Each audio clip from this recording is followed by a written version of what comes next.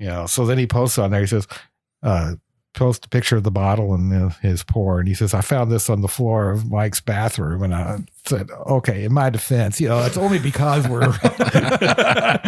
it's not like I plan on keeping bottles on the floor in the bathroom all the time.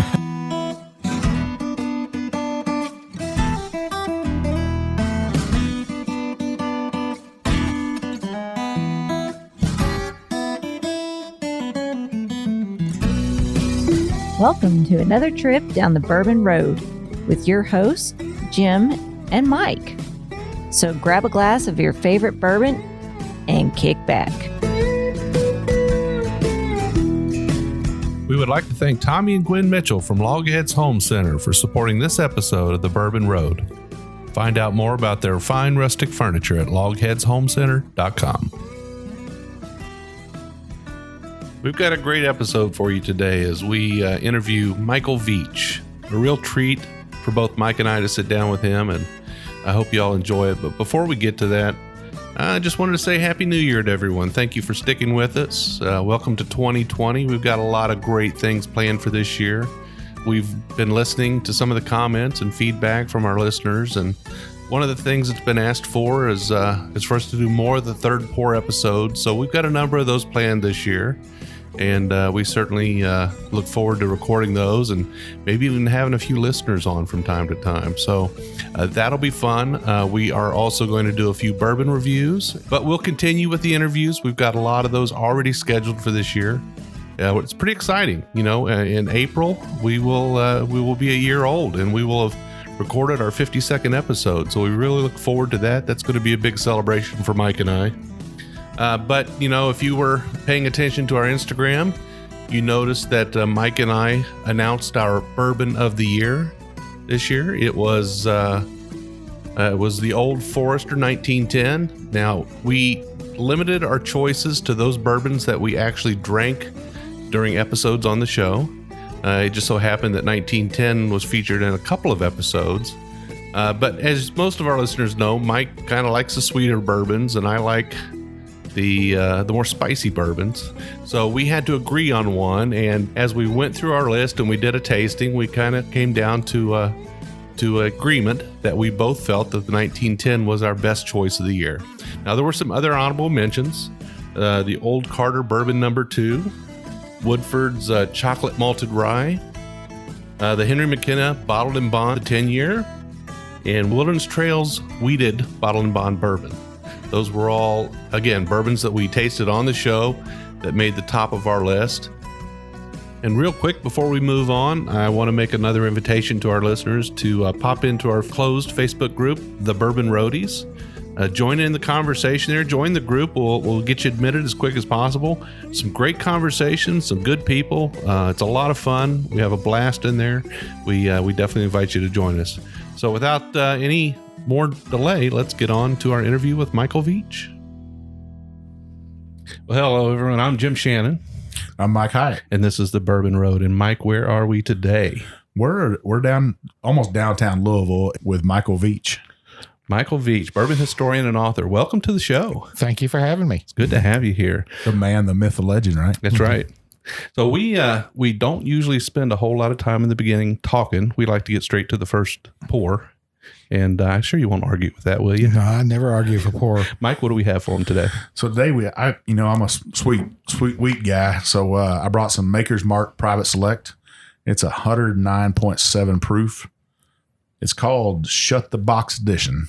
Shut the Box Edition. Where'd you pick that up at? I got this out at Paradise Spirits and Wine out there in Shelbyville. My good friends out there, the veterans. I like to stop in there and support that small store. Yeah. And what do they say about the staves on the back on this one? So it's got baked American Pure 2 and seared French. I can't even say that, man. I'm just Curvé. So 8 of those, and then 8 of the first one and 2 of the second one. I was going to say Curvé. I just, hey. Michael, you've done a few picks of these, haven't you? I have done several. Yeah. So what's a good explanation of the Curvé? Well, they have 5 different types of staves that they use. The only one that is American oak is the very first one. The the baked American oak, which gives you a lot of caramel, sweet flavors and everything. And then the French Cuvée, it's a French oak, but it's been, the staves have been kind of grooved. Get more surface area. Get a little more surface area. And they've been treated in such a way that they bring out a little bit of spice, but not a whole lot. It adds an interesting flavor to the whiskey. Well, let's check it out. Yeah. Cheers, guys. Cheers. It's got a little bit of a unique spice on the nose there, I think. Yeah. That sweetness sure comes through on the nose, though. You get a lot of that kind of a butterscotch sweetness with a little bit of for me, it's like a citrus orange zest with a little clove, cinnamon, baking spices type. Absolutely. Yeah, I definitely get that. So it's definitely a little bit of a spicy nose there. But it is citrusy. Well, I already sipped on it. Yeah. Ooh, it's got some spice in it. Well, you picked a good one then for me. Well, I think at 109 proof, you're going to get that little bit of bite to it, right? Right. Well, it's a very enjoyable nose. I'm going to go ahead and take a sip. Cheers, guys. I've left you behind. Mike and me, man, this is two Mikes get together. We should start drinking, lift Jim in the dust. I mean, you poured it for me. I thought I was supposed to be drinking. That's right. Wow, there's a lot of flavor in that. There's a lot of flavor in that.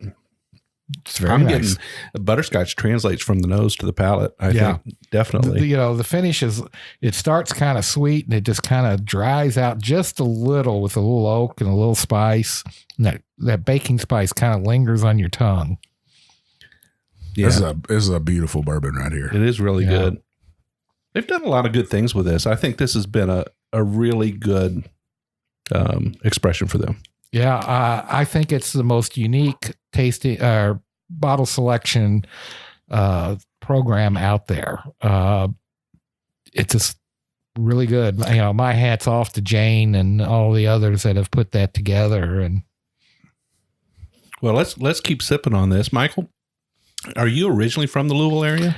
Born and raised here. Yeah. Spent my life here. Got out of high school in 1976 and then proceeded to waste about 12 years having fun and working dead-end jobs and decided to go back to college. Went to U of L with the idea of getting a degree in history and eventually going on to get a doctorate degree in history, medieval history, with a secondary field of public history, and did an internship out at the Filson Historical Society. And then I always tell people I'm the luckiest student to come out of the University of Louisville's history department. In 1991, Nick Morgan from what was then United Distillers, Diageo now, contacted the university and said they were going to put together an archive at the old Fitzgerald Distillery and was looking for a graduate student to help them put it together. Be 6 weeks during the summer, 35 hours a week, and $9 an hour. And I hadn't worked full time for a while. So I said, yeah, I can do that. I don't have classes this summer. I can do it. So at that time, it kind of began for you. Right. But what was your were you involved at all with drinking bourbon or in the spirits industry? I'm a Kentuckian. I've always drank bourbon. Yeah. But I never really learned to appreciate it until I got this job at United Distillers. So you say you're a Kentucky boy and you always enjoyed bourbon. What was your first bourbon? Oh, God. Can you remember back then? Probably a Evan Williams and Coke that I stole didn't steal. I talked my parents into letting me have a sip when I was like 6 years old while they were playing cards one night. Did you already have the Kentucky goatee at that time? No. Yeah. So what about when you actually got to choose the bottle? What was your first bottle that you chose? I mean, what was kind of your drinker as a young man?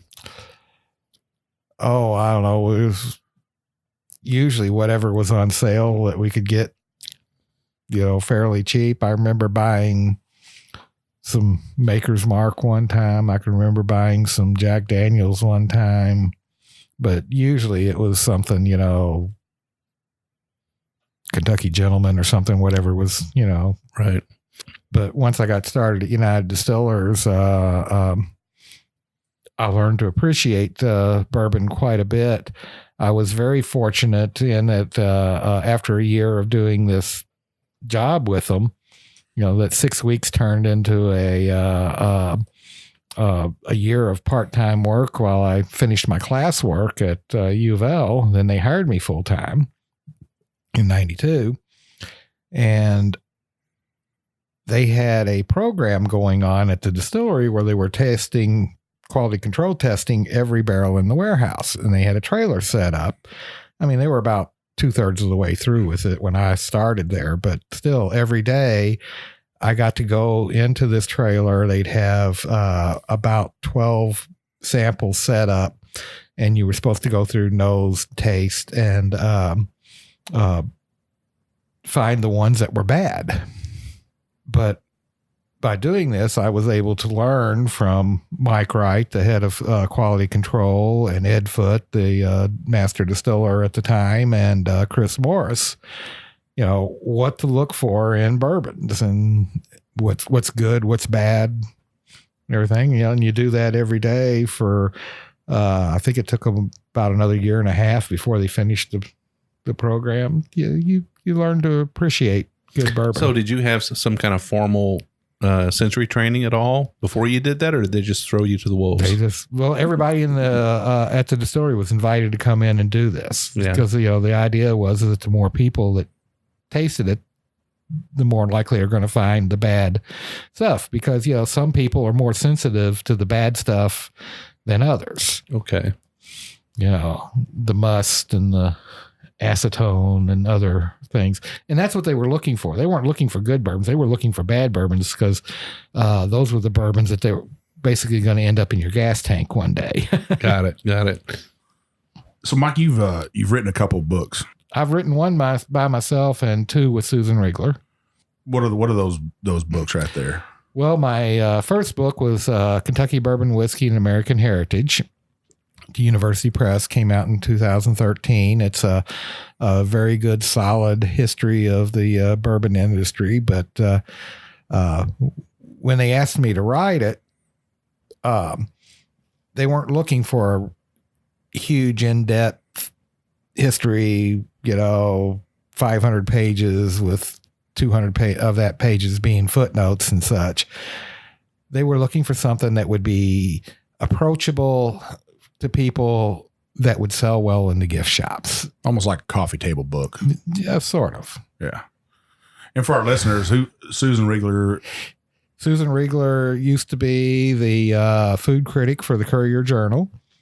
Is also written quite a bit about whiskey and the bourbon industry. I'm most proud of her for the fact that back in the 1990s, she wrote an article about the best whiskey bar in America, and it was Delilah's. And that opened the eyes here in Louisville that, hey, why isn't the best bourbon bar in America in Louisville? And you started seeing more and more bars adding bourbons and increasing their the bourbon presence and their bourbon education and such. And I think that article that she wrote changed the Louisville drinking scene forever. Yeah, and it has changed quite a bit. I mean, I can remember the older days here when it was hard to find a really good bourbon bar. Yeah, you'd go in there and they'd have 4 or 5 bourbons and that'd be about it, and that would be a big selection. Usually you go into some bars and there'd be, the Well Bourbon and Jim Beam and Maker's Mark on the back shelf or something, and that'd be about it. I always look in like Maxim magazine or some magazine or even online now, and you see these lists of best bourbon bars in America. And I always think it's shameful that Louisville only have 1 or 2 bourbon bars on there. And now after Susan's deal, there's so many great bars here that have great selections. Even restaurants, like Josh's restaurant. Yeah. They have a great bar there. Valari has a great one. Bourbon's Bistro across the street from Valari has a great one. They're kind of the original bourbon restaurant. Bourbon's Bistro. Right. Is. Down the road from both of them is Silver Dollar, fantastic collection. Go down into Main Street, the Brown Hotel, the Seelbach have great selections. Proof on Main. Earl's Whiskey Kitchen. You just go on Earl's and on. Whiskey Kitchen. Yeah, you go on and on with it. Well, you look at those, then I look at that list and I say, well, who wrote this article? I look at some of those things online. I'm like, who wrote this? And it looks like an 18-year-old kid wrote it to me, somebody that's in New York or out on the East Coast or West Coast. Well, DC is well represented, I think. Chicago's well represented. I love Delilah's. I love Jack Rose in DC. Yeah. There's some great bourbon bars. The Century Bar up in Dayton, Ohio, for Control State. Joe Head has done a fantastic job of creating a bourbon bar there. I haven't been there. No, that's in Dayton. Dayton. Okay. You really should.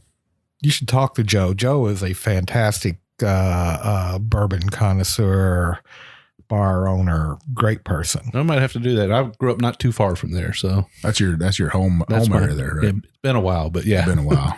I tell you what, as I'm sipping on this bourbon while everybody's talking here, it's opened up a little bit. Yeah, it's opened up. It's not quite as citrusy or spicy. Yeah. A lot more of that butterscotch, and it is a little drying on the back of the palate. I mean, not too much, but just enough to you can recognize that. But is that French oak doing that? Probably the American oak. The American oak. Because, it's 80% of the staves are American oak. So Mike, you were inducted into the Kentucky Bourbon Hall of Fame in 2006. Yes. Is that a pretty big honor to you? I am very pleased with that. It's nice to know that I had the respect of the industry as a whole to do that. I mean, I was kind of one of the first non-industry people to be inducted. They recognized my work as a historian, and I helped out a lot of the distilleries as they were putting together their visitor centers, or if they had consumer questions, about a history of an old bottle or something, they'd give them my phone number at the Filson. And I'll tell you what, we're up here in your office, and as we were walking up here and stuff, you can see your love, your true love for bourbon and the bourbon history. I think all these old photos and memorabilia, old decanters. A great whiskey collection. Yeah, there's a few bottles in here. Just a few.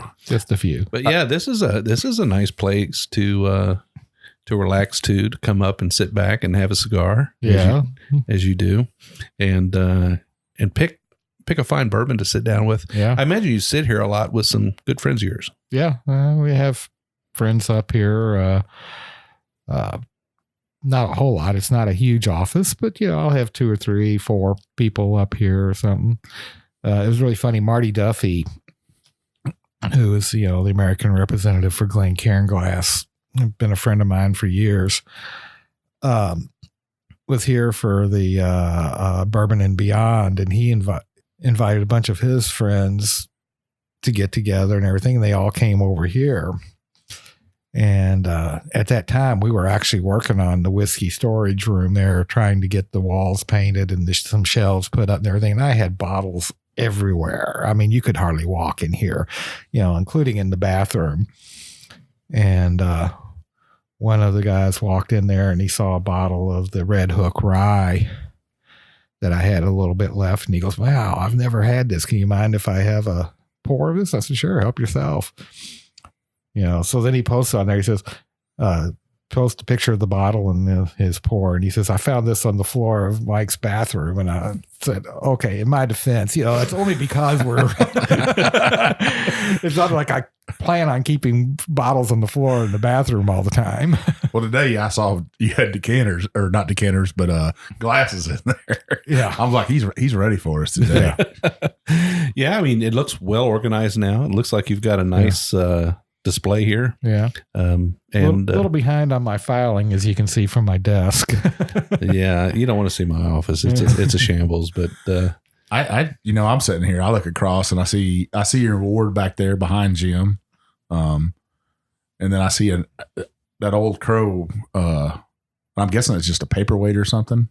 They're little figurines that they used as bar displays. Yeah. So I just love the old history and stuff. There's a little bitty antique store over in Bloomfield, Kentucky. And me and my wife went in there and we're like, go in there and see if they have any nice antiques or anything. And I'm walking around inside there, and I'm like, hey, they got some Old Crow stuff here. So I was like, hey, is this for sale? No, that's not for sale. And I'd walk on down. Oh, this is Old Crow thing. Is that for sale? No, that's not for sale. And I was like, was anything in here for sale? Not a whole lot. Yeah. Most of it should be just a museum there in Bloomfield. Yeah, that Old Crow reminds me of that clock over at the Pearl of Germantown. Oh, yeah. Yeah, they got that Old Crow clock in there. Which is a great bar here in Louisville. And Old Crow is a brand with such great history. In the 19th century, it was the bourbon that all good bourbon was judged by. Yeah, President Grant loved it, right? Yeah, Henry Clay took barrels of it to D.C. to help grease the legislation, and it was just a great bourbon. I mean, it was even up into the 60s and everything, it was still a really good bourbon that all good bourbon was judged by. If you ever find an old bottle of Old Crow from the 60s, buy it. You ever wonder why distilleries don't bring those brands back to their glory days? And well, we know why Jim Beam did. Jim Beam bought National Distillers, who owned the Old Crow, and at that time, Old Crow was the biggest competitor to Jim Beam White. So you'd seen what happened to Old Crow.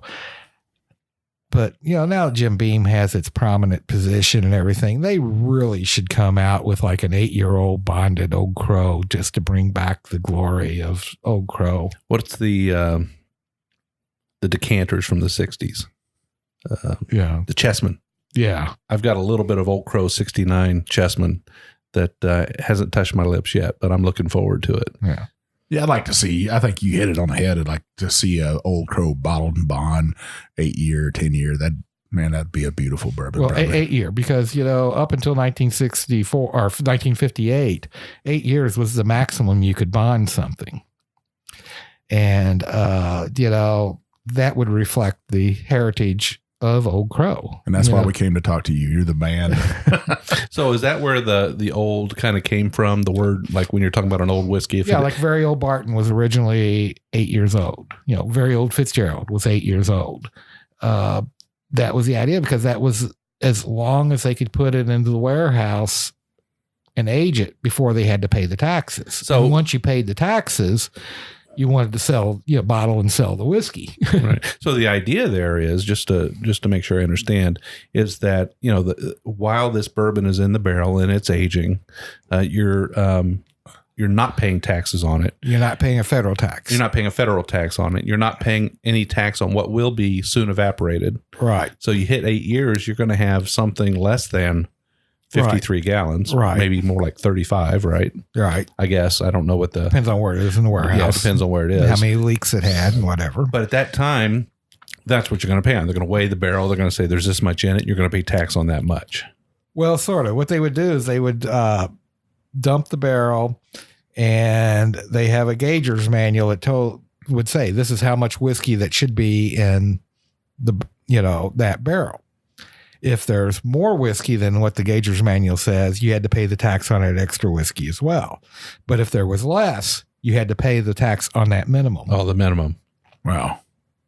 So it was a win-win situation for the government. Right. Taxes seem like it's always a topic of discussion, even today, right? Yeah. And that's been a big thing in the news here in the last couple of weeks is taxes on spirits and stuff. And it looked like that they got something done on it this week on taxes. It was going to go up 400% for small distilleries. Now the big distilleries are still, that tax, they've cut the taxes a couple, 3-4 years ago. I forget exactly when they did it, for production under a certain level.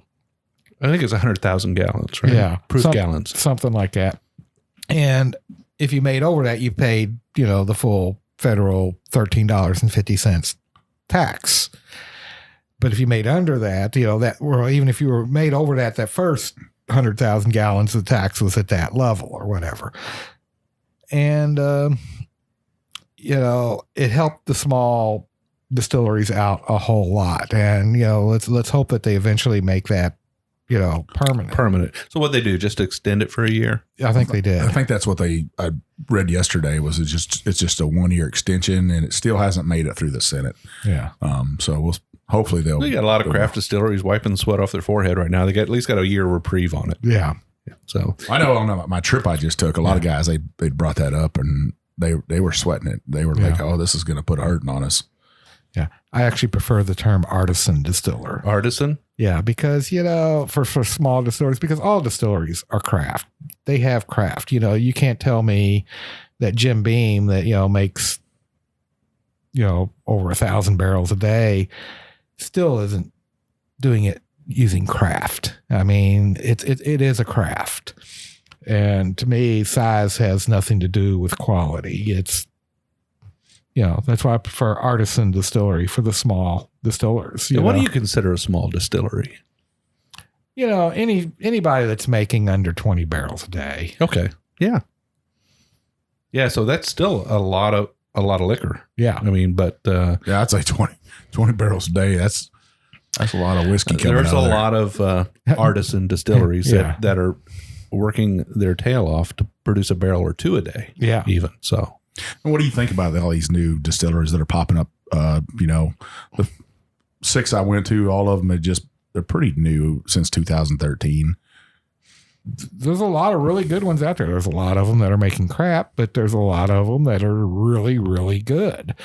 I've been highly impressed with a lot of them. I just came back from doing a charity event in North Carolina in Charlotte. And my host took me up to visit the Southern Distilling Company and the Southern Grace Distilling Company up there. 2 very different distilleries. You can read more about them on my blog on Monday.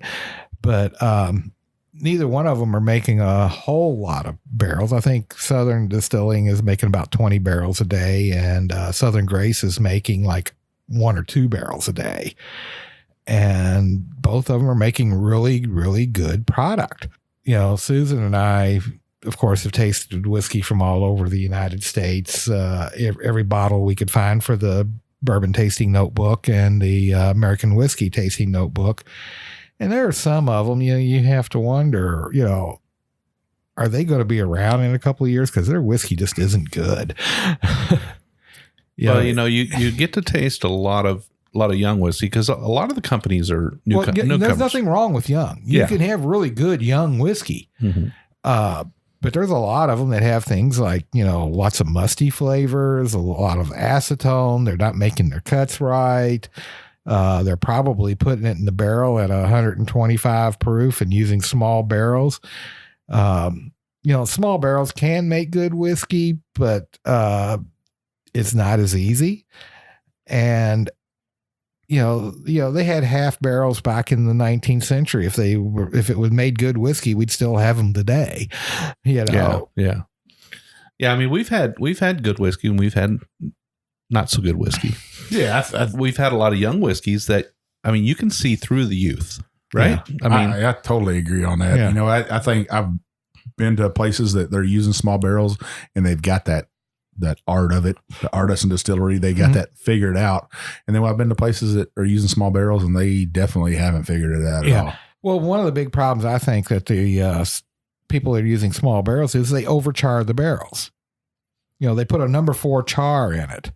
Well, when you're making a barrel, part of that making of the barrels involves toasting the wood as you bend the staves and such. And sometimes you add a little extra toast.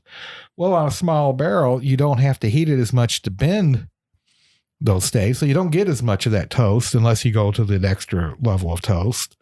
And then when you put a number 4 char on it, you just burn that toast away completely. Now that toast contains the caramelized sugars of the wood, right? Well, no, the toast breaks down the lignins in the wood and gives you those really nice vanillas. It turns it into vanillin, which gives you that really nice vanilla flavor. All the char does is give you the tannins. It gives you the red color and that really dry kind of bitter wood flavor. And you get that caramelized sugar when you char it. When you add that heat and you're really caramelizing that's the where sugars. you get that sort of burnt marshmallow kind of from it, right? Right. But when you have a small barrel and you put a number 4 char on it, you're burning that toast away completely. All you're getting is that bitter wood and a little bit of that caramel. if you're going to use a small barrel, use a number 1 or number 2 char. Yeah. You have a much better whiskey doing that way. It seems like lately that's what I've been seeing is people will stick with that 1 or 2. Very few will go to that 3 or the 4. But yeah, so I think that I think the effect of the barrel is amplified on a small barrel. It happens a lot faster. I think it can happen a lot faster. I think it may be the idea why they choose the smaller barrels is to try and maybe encourage that process to happen a little bit quicker than normal. Well, one of my favorite quotes from Lincoln Henderson has always been, you get a lot of flavor from that barrel in the first 6 months, and you spend the next 3.5 years trying to get rid of it. The flavors that first come out of the barrel aren't all that pleasant. Mm-hmm. But as it sits there and oxidizes and breaks down into different chemicals, those bad flavors turn into good flavors. Well, on that note, gentlemen, why don't we continue drinking on our makers here a little bit? Take a quick break. Sorry, I finished mine already. That's all right. Oh my goodness, I'm sitting here with a little bit. So you're the only one left, Jim. That's all right. I'm always following from behind. I did pour you a heavy pour, so let me keep sipping on this. We'll take a short break, and when we come back, we'll see what you've got to pour for us, Michael. All right. Sound good? All right.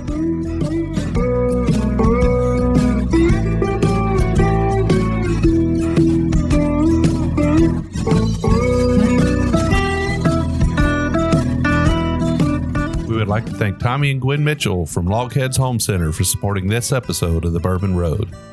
Logheads Home Center, nestled in the hills of Kentucky, is an industry leader in building handcrafted rustic furniture. Family owned and operated, they take pride in offering only the very best for their customers. The Logheads, and that's what they like to call themselves, are skilled woodcrafters who are passionate about creating rustic furniture for people who appreciate the beauty of natural wood. Owners Tommy and Gwen don't just sell the rustic lifestyle, they live it. And you can be sure that Logheads furniture will always be handcrafted in Kentucky by artisans who embrace the simple way of life. Logheads rustic furniture is made from northern white cedar, a sustainable wood that's naturally rot and termite resistant. Its beauty and quality will add warmth to your earthy lifestyle for generations to come. Be sure to check out everything they have to offer at logheadshomecenter.com. And while you're at it, give Tommy and Gwen a shout on Facebook or Instagram at Logheads Home Center.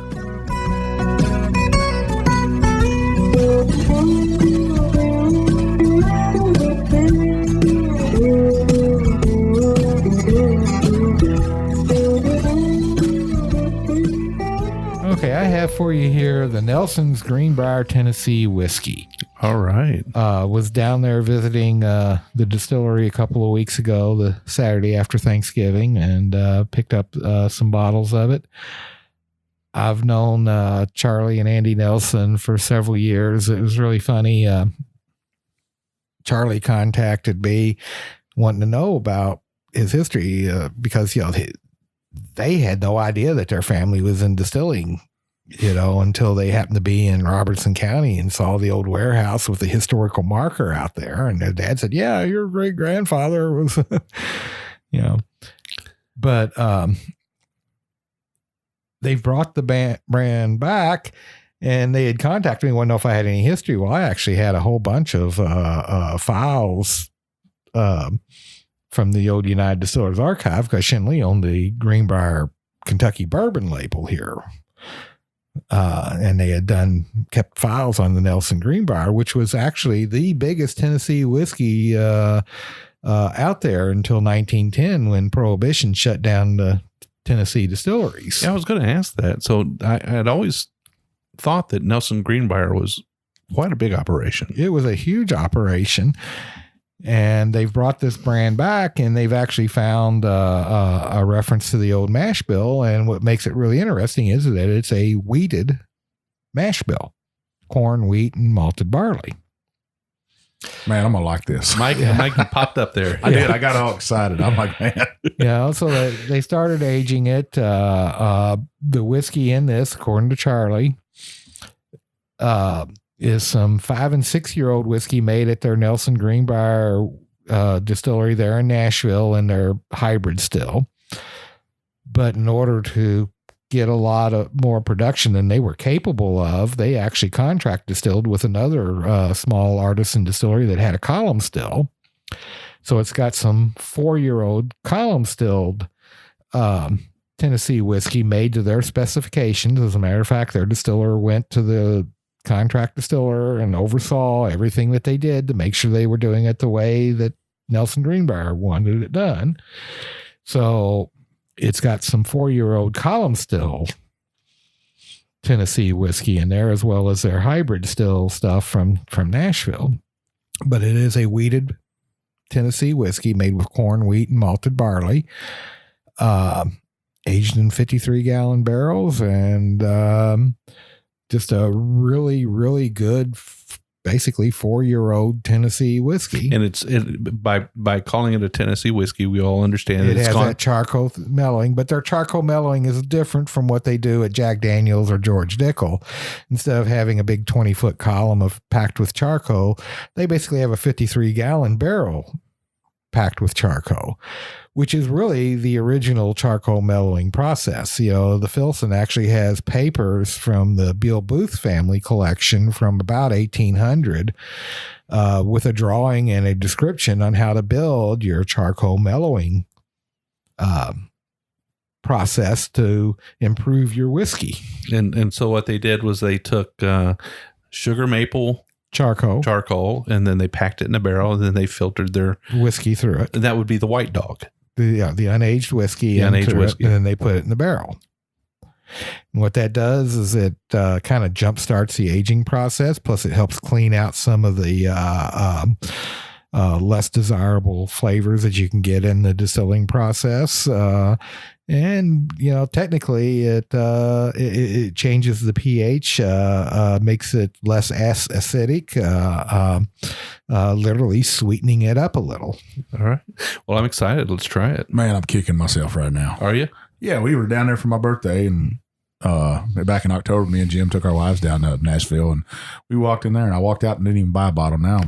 Now I got to go back to Nashville. I'm not sure it was out in October. This has only been out. It was sometime, I think, maybe late October when they. I think they were just putting it out on the shelves, Mike. But it was a madhouse in that place. It was. Nashville can get that way from time to time. Yeah. It was just so packed. I think we just wanted to be on our way. I feel better now. Yeah. But another reason for me to go back to Nashville. Yeah. Me and my wife love it down there. So cheers. Cheers. A lot of vanilla, a lot of fruit. The fruit kind of reminds me more of like ripe apple or pear. Definitely pear, a lighter fruit. Yeah. There's a little bit of spice, a little bit of its baking spices, kind of a nutmeg maybe. Now, what was the malt content on this? I'm not sure what their mash bill is. There's a little bit in there. Yeah, they use some malt. Definitely a good, man. I'm happy you picked this. I love some wheat whiskey. This is just a really good, Tennessee whiskey. I think they've got a hit. You can only get it in Nashville and some of the surrounding counties right now because they just don't have the distribution out there right now. They don't have the whiskey to supply it. And they've made a beautiful distillery there. Yes. That's a great place to take a tour. And they're looking to build a new one in Robertson County, the county where the original distillery was. They want to build a column still so that they can actually, make enough to fill their demand. And when they do, the Nashville distillery is going to be more of their experimental small batch type stuff, one-offs and things like that. And then they'll be making this Nelson Greenbrier up in Robertson County. I think the label on this bottle is that's an excellent looking label. Well, that whole bottle, what they did is they took a historic Nelson Greenbrier bottle, had it laser scanned, had a bottle made to look like the original one. Of course, it's changed a little bit because this is metric instead of, 4/5 quart. It's a 750. And then they did the label as basically as close as they could get to the original label and still get it approved by the government. And what I like about it is if you look at it on the bottom.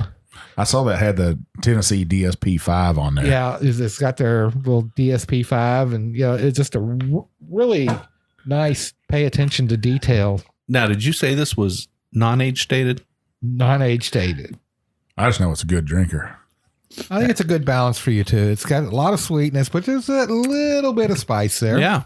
As it's opened up a little bit, that spiciness kind of, to me, it's gone away a little bit. And Yeah. that first sip of it, I can taste that Well, spice. you know, for me, the spice has changed a little as it's opened up from that nutmeg baking spices to a little bit almost like a white pepper, kind of a floral Yeah, pepper. there's definitely a pepper kind of. Yeah, it's got that fruity note up front, but on the back you get a little bit of that. And I think white pepper is probably a good way to say it. It's not got that bite of a black pepper, but a little bit more. Yeah, A little more floral, a little different. Well, that's a good whiskey. I think we need to get back down to Nashville. Maybe even stop in and talk to these fellas. What do you think, Mike? Yeah. I think, Tennessee is actually coming back. Besides just having one or two giant distillers there, to now they've got these artisan distillers there that are producing some great stuff. And Nashville's putting itself on a map as, hey, we got some whiskey here in Nashville. Well, and I was really impressed with what I saw a couple of years ago when I was down there at the Leaper's Fork Distillery too. Leaper's Fork. They've done a really good job. We were down in Chattanooga here not too long ago, and you have two distilleries in there. They're both putting out a fairly decent product. The Gate 11 is all sourced whiskey, but the Chattanooga is distilling some of their own. They've got some really nice stuff that they've distilled. I can't complain about the Gate 11. What they've sourced has been very good whiskey. So, their distiller or owner or whoever is picking these barrels is doing a good job. Yeah, I got a chance to go to the Southern Whiskey Society event down there in Franklin, Tennessee. Okay. And Chattanooga Whiskey was there, and they had their offerings, and I was really impressed. Yeah. Really impressed with that. Now, Mike, you were just in Memphis. Yeah, and old Dominic. They brought an old, not old. They brought a young Kentucky girl down there, and she was she worked for Wild Turkey before she went down there. Yeah, she's right out there from where me and Jim live at, and she's from Baghdad, and she worked at Wild Turkey, and she definitely knows what she's doing. Yeah, I was impressed when I visited the old Dominic down in Memphis. They have a beautiful facility there. Yes. And they got good fried chicken right across the road. Right. Tennessee's got it going on. No doubt about it. Yeah. Tennessee has a rich heritage. It's about time that they start taking advantage of it. Jack Daniels and George Dickel were the only games in town for a long time. My only worry is that, here in Kentucky, at least, I don't know how true this is in other states, but for the most part, they realize that, you either hang together or you hang separately. And you never hear anybody in Kentucky talking bad about any other distillery. Right. But when I was in Chattanooga, both those distilleries had negative things to say about each other, and Rosemary and I just ignored, the comments. But it kind of bothered us both, because that's not good for either one of the distilleries, and it's not good for Tennessee whiskey if they start bad-mouthing each other. You have to realize that a rising tide raises all ships, right, Mike? Right. That is definitely true. And I think, me and Jim always if there's a controversy at a distillery, if we know about that or there's some word out there on something, well, I think we kind of tend to we try to stay away from that. Or if there's any negativity, we don't want to bring that up on our show. We want to tell good points and the good notes of what they're trying to do. And that's a shame they did that. Yeah, I was really disappointed. I'm hoping that they grow out of that. And that sometimes younger businesses, or maybe jealousy, is. Well, the fact they're practically across the street from each other probably doesn't help matters. No, I mean, business in general is tough, and it's hard to build a successful business. Yeah. But usually, we've noticed in this industry that these companies tend to stick together. Right. They tend to support each other, talk well about each other. They may not promote the other guy's brand, but they're not going to say anything bad about it. Exactly. Yeah. That's the thing. Just don't say anything bad about anyone else. In Kentucky, they all work together, frankly, because half of them are related to each other. They've been in business for such a long time, the big companies. But, I've heard several of the big distilleries say, if you're a small distillery and you have a problem, come to us. We will help you. because the worst thing that can happen is if you start putting a bad whiskey out there that soils the reputation of bourbon. Yeah. We want you to make a good bourbon because we want bourbon's reputation to be really good and stay that way. And a lot of the distilleries that weathered the storm of the 80s, weathered that storm, worked together through the 90s and the early 2000s to bring the industry back. Right. They were all out there beating the street, traveling, talking about bourbon, doing whatever they could to bring the, that brown spirit back to life. And it almost died for a while there. Right. So where are we now with bourbon as far as production quantities compared to what they were in the past? We're just now getting back and surpassing what we were doing in the 70s. Bourbon went down so much in the 60s and 70s and 80s that it's really that, this so-called bourbon boom is really kind of artificial because we're just really getting back to where we belong. Yeah. The market share that we had back in the 40s and 50s. I don't see like any other big spirit coming out and doing the same thing. This phenomena came about for several reasons. You had in the 60s, first of all, you had a generation that said, don't trust anyone over 30. And we're not going to drink what our parents are drinking, which is whiskey. You throw in there that you start having the growth of two products that were virtually unknown in the 40s, 50s, and 60s, vodka and tequila. Yeah. Every year Liberty National Bank put out a report on distilled spirits and how much was being made, what was their market share and everything. Vodka and tequila never made it on that report until 1970 because there was so little made and sold in the United States. You think that's because to me, those two are more of a fast-paced person's drink. And to me, bourbon is something somebody sits down and drinks together and has a conversation. And we're getting back to that in America where we're sitting down together and having conversations. Well, I think a lot of it has to do with youth. Vodka and tequila lend themselves better to what I call lollipop drinks. Heavy fruit, sweet, something that you can taste that reminds you of licking a lollipop. Bourbon is a more mature flavor. You have to learn, sit down, learn to appreciate it. There is sweetness in there, but it's subtle sweetness compared to, your tequila sunrise or your, vodka and orange juice, I mean, the 60s and the 70s were a time when the youth of America was really rebelling against, anybody in control. Yeah. And if the establishment was drinking bourbon and not just bourbon, all whiskeys, then they weren't going to drink it. Yeah. If you were doing this or you're doing that, they were against it. Right. It was a big change in the mentality. And then you had to compound matters. You had the industry that shot themselves in the foot. Shinley had overproduced in the 50s. So they had huge amounts of whiskey in the warehouse. As a matter of fact, that's why the bonding period was changed from 8 years to 20 years in 1958. Because if Shinley hadn't gotten behind and got the government to change that, they'd have gone bankrupt just paying the taxes on all the whiskey that they produced in the early 50s. Right. So they were artificially keeping the price of whiskey lower than it should be, which cheapened the reputation. And of course, the other distillers, the only answer was, we'll lower our price too. And it just cheapened the reputation as a whole.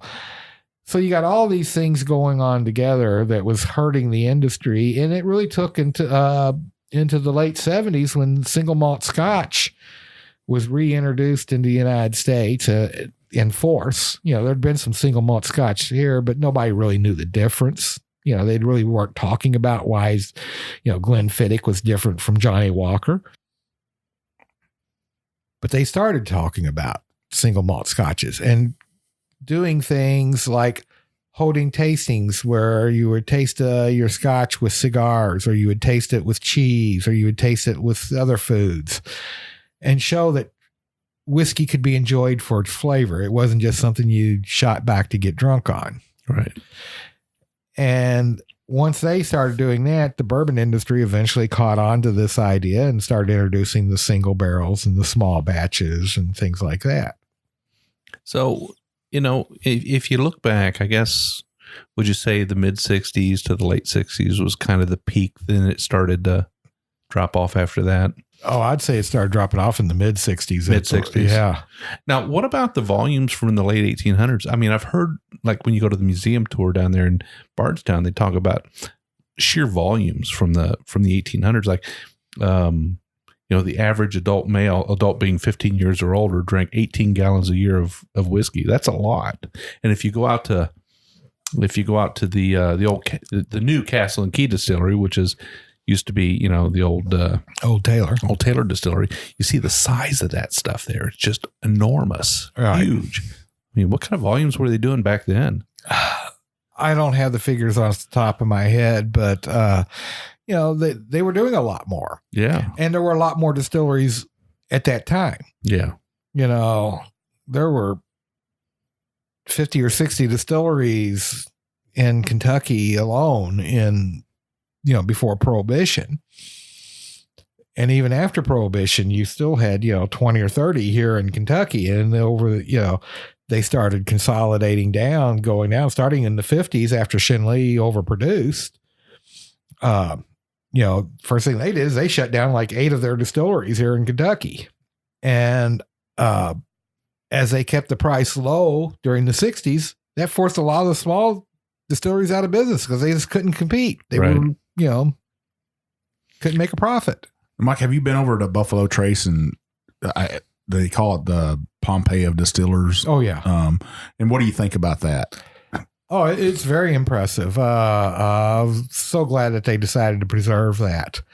That is part of the heritage there, something that E.H. Taylor built when he was there. And how much do you think they were producing out of that place? I don't remember the exact figures off the top of my head, but you got to remember under E.H. Taylor, for the most part, they were a pot still distillery. They were using huge pot stills instead of a column still. It wasn't until the 1880s that they put in their first column still there. So,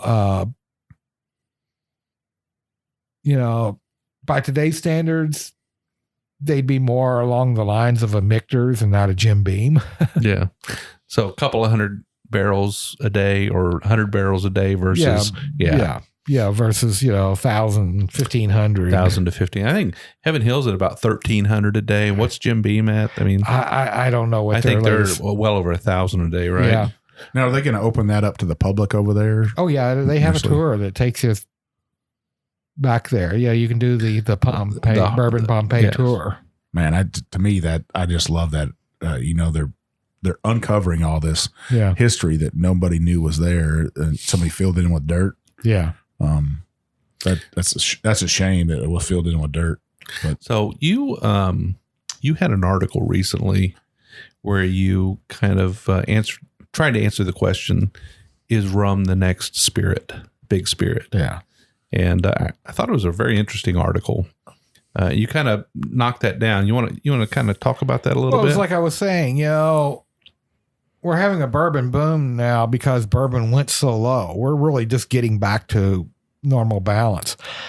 I don't think we're ever going to see that type of imbalance again. I don't think that there's going to be any spirit out there that's going to hit America like vodka and tequila did in the 70s. When you had two spirits that boomed like they did, sales has to come from somewhere. Sure.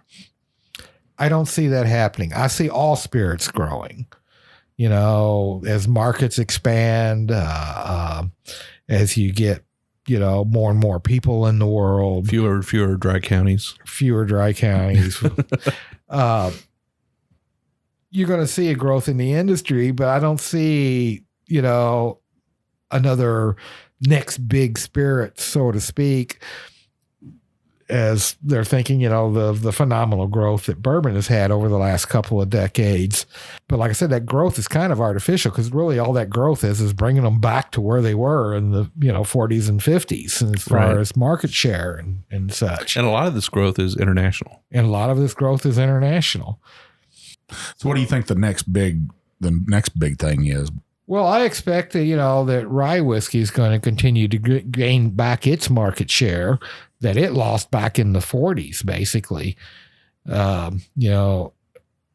Pennsylvania really screwed up, in my opinion, when they basically started forcing distilleries out of business up there through taxation and legislation and such.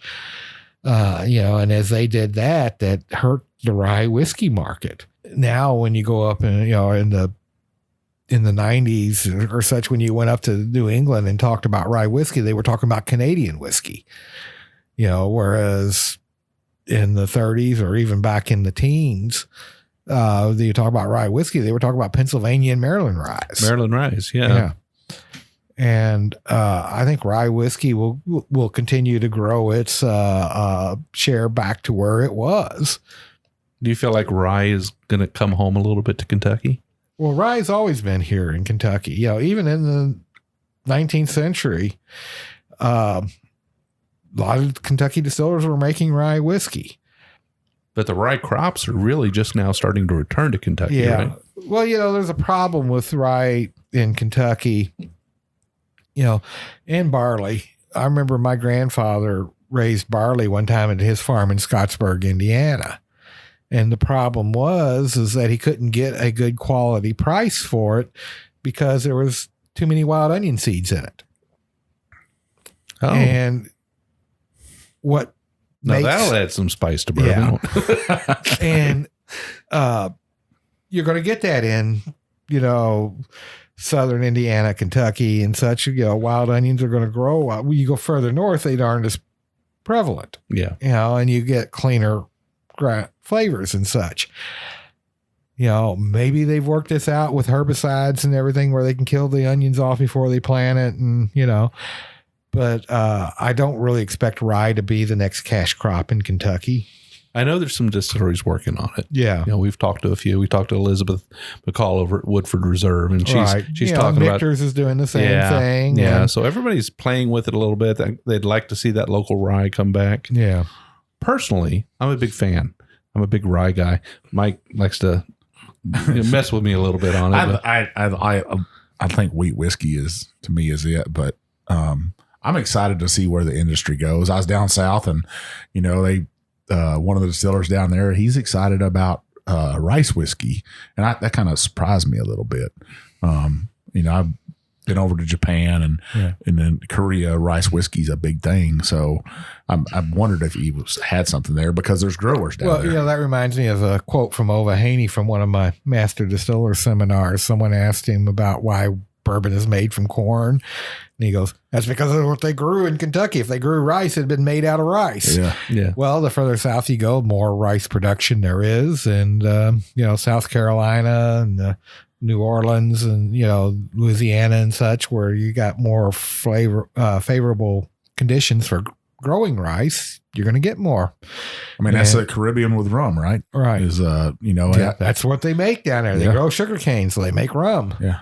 I thought there had been more rum in Louisiana than there was, but it's coming on down there. Yeah. They're coming on down there with that. But I'm wondering if rice whiskey will be a flavor somebody will like here in America.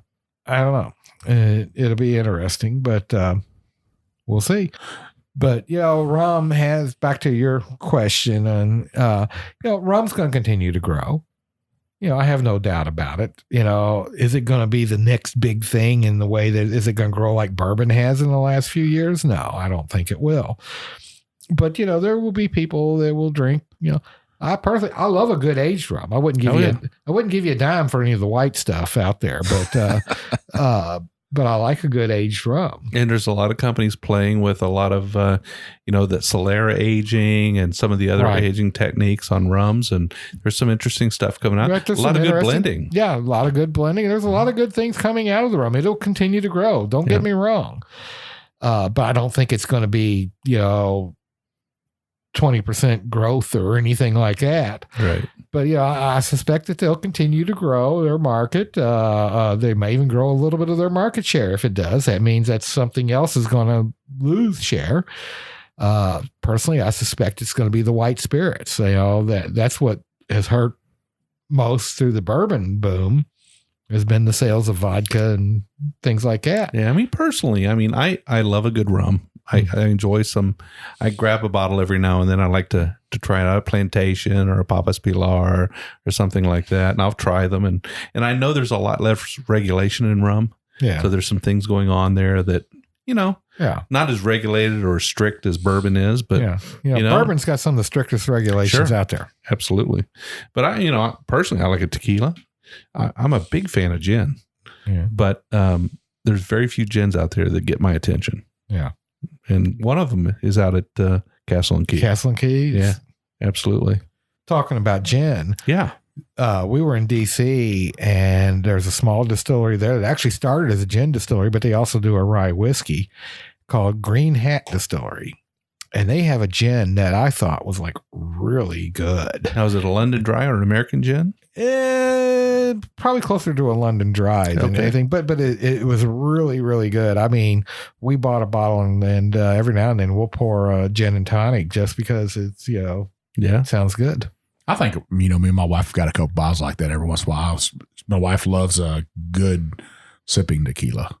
She don't like to shoot it or anything. She likes to sip on it. And every once in a while we'll pull one of those bottles out and sit back on the back deck and sip on some tequila or even some great rums. I got some rum from Haiti that I really love. And sometimes bottles are good to visit. Yes. Yeah. Extra Neo aged in good bourbon barrels, right? Right. Yeah. Michael, what do you got coming out in the future here? Just my book that I'm working on right now is called Spirited Lives. It's going to be short biographies of 19th century distillers. I've gotten biographies written for W.L. Weller, Isaac Wolf Bernheim, George Garvin Brown, E.H. Taylor, and I'm working on Paul Jones, but I'm also wanting to do James Thompson and James E. Pepper, and who knows, I might find another one or two that I might want to throw in there as well. Well, that'd be a book I could definitely get into personally. Wow. So where can our listeners find you on social media? bourbonveach.com. Follow my blog. Come out with basically 3 blogs a week. On Monday, I just do random, a lot of history, different subjects, whatever floats my eye. And then on Wednesday, I do tastings. And then on Friday, I'm rotating between different things. I just started a new thing I call Flashback Friday, where I'm doing tasting notes on old bottles that I have here. I like to do a thing I call it Images of the Past, where I'll take an old photograph or something and talk about it. I'm also going to start doing some cocktail stuff. I've got one coming out tomorrow on eggnog. And then I also do book reviews. Right. I've really enjoyed reading your blog. I like the way that when you review a whiskey that you try to pair it with a cigar. Yeah. You don't always get, you don't really give the bottles that you review a number score. No, I think ratings are bullshit. Amen to that. Yeah. You give your tasting notes and then you pair it with cigar. Right. I think that's right. A great thing. And I also pair it with cranberries and pecans, because something I learned from Weta Michael out at Woodford, she's put together this flavor wheel of different fruits that you try with the Woodford Reserve and see what flavors it brings out. And I picked the cranberries, dried cranberries, and pecans, because the dried fruit, dried cranberries, gives you a little bit of tartness, but it also gives you a little bit of that sugar. And I want to see what that brings out in a whiskey. And then the pecan, because its nuts are tannic, and I want to see what extra tannins does to it. Other good things that you should try with them are like chocolate, fresh fruit. Got a great story. I was doing a tasting once this may not make the air, but go for it. But I was doing a tasting once for a charity event, and this lady had, what I do is I auction off, this is for like Assumption High School, I think it was. And as a fundraiser, they auctioned off a tasting for 6 people where I'll bring, 5 bottles of whiskey. We'll taste them and they get to keep the bottles. And this woman had put together this great spread of fresh fruit. This was like, in early June or something like this, and fresh peaches were just out and everything. We were talking about Old Forester's, one of the I always try to put in there because Old Forester is kind of Louisville's bourbon. It's, for many years, it was the only bourbon made, aged, and bottled here in Louisville. Of course, that's changed here in the last couple of decades, but it's still Louisville bourbon, one of my sentimental favorites. And I was talking about how different foods will affect the flavor and everything. And I was like, I bet you this peach would go really well with Old Forester. So I picked up a slice of fresh peach and took a bite and took a sip of the Old Forester. And it was really, really good. If you haven't tried that, you really should. And the woman says, I'm going to have to try this. So she picks up a bite of peach and takes a bite and takes a sip of the Old Forester. And she goes, oh my God, that's orgasmic. And her husband looks over at me and goes, well, I'm going out and buying a case of peaches and a bottle of Old Forester. All right. That's great. Well, Michael, it's been a pleasure to have you on the show today. We really enjoyed sitting down with you, especially in this great place you have upstairs in your home. Well, thank you all for coming. I appreciate you sharing your whiskey with us too. Oh, yeah. It's been a blast. So all right. All of our listeners out there, make sure you go to bourbonveach.com and check out Michael's blog. And Michael, I guess you don't really sell your books online, but they're on Amazon, right? They're on Amazon. So check out Michael's books, and I hope we can do this again someday. It's been a lot of fun. Yeah, just let me know when you want to come back. We'll do it. All right.